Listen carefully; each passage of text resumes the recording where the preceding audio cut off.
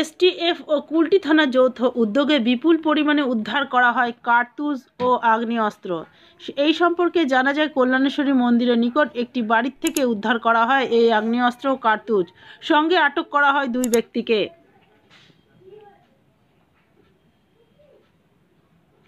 এই ঘটনার পর এলাকায় চাঞ্চল্যের সৃষ্টি হয়। রবিবার সকালে ধৃতকে আসানসোল আদালতে পাঠানো হয়। Green Asansol, clean Asansol.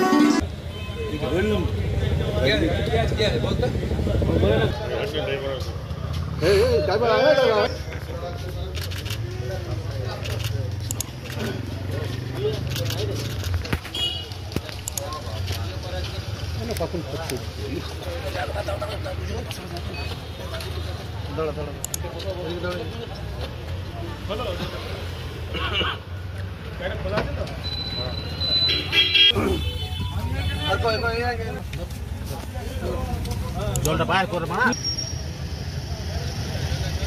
এই ও আচ্ছা